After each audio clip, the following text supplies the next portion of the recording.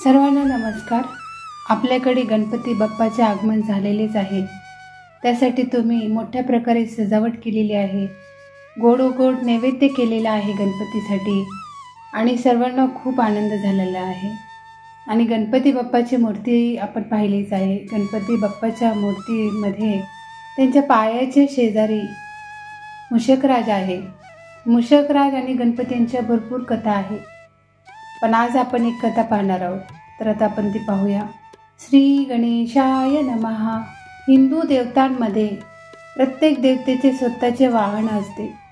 विष्णूचे वाहन गरुड आहे, देवी लक्ष्मीचे वाहन घुबड आहे, माता सरस्वतीचे वाहन हंस आहे, शिवाचे वाहन नंदी बैल आहे, माता पार्वतीचे वाहन वाघ आहे।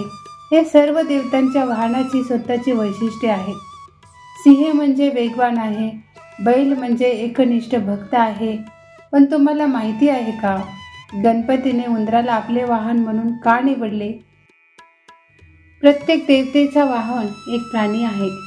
याचप्रमाणे गणपती बाप्पाची पूजा करताना त्यांच्या पायाजवळ उंदीर मामा असतात।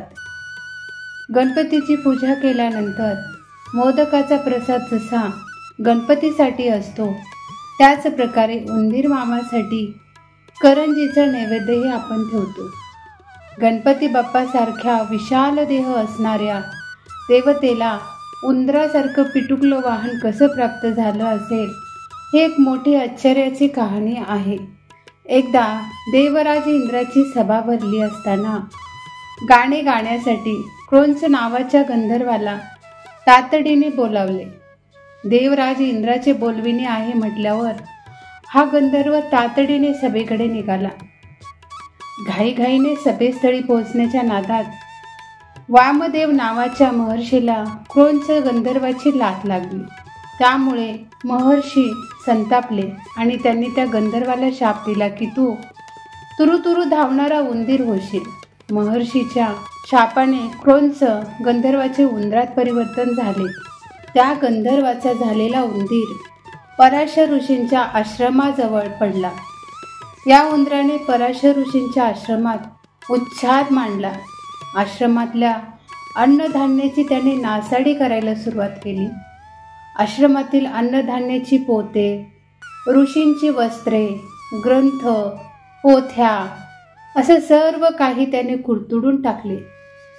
त्यामुळे वैतागलेल्या आश्रमातील ऋषींनी या उंदराला पकडण्यासाठी अतोनात प्रयत्न केले, पण कोणीच त्याला पकडू शकले नाही।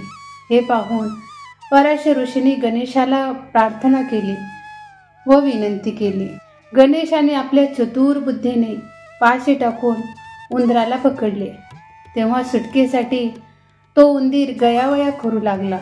तेव्हा गणपती बाप्पाने प्रसन्न होऊन त्याला वर मागण्यास सांगितले। तेव्हा उर्मट उंदीर गणपती बाप्पाला गर्विष्ठपणे म्हणाला, मला तुझ्याकडून काहीही नकोय, याउलट तूच माझ्याकडे वर माग। त्यावर चतुर गणेशाने लगेच सांगितले, ठीक आहे, मी तुझ्याकडे वर मागतो, तर तू आजपासून माझे वाहन हो। असे म्हणत गणपती बाप्पा टुनकून त्या उंदरावर स्वार झाले। गणेशाच्या भाराने तो उंदीर दीन झाला व त्या दिवसापासून तो गणपती बाप्पाचे वाहन झाला, अशी कथा आहे। अशा प्रकारे आपण श्री गणेशा आणि मूषकराज यांची कथा पाहिली। आतापर्यंत जर तुम्ही व्हिडिओ पाहिला असेल तर लाईक करा, शेअर करा आणि तुम्हाला ह्या गोष्टी कशा वाटतात हे पण कमेंटमध्ये जरूर सांगा। धन्यवाद।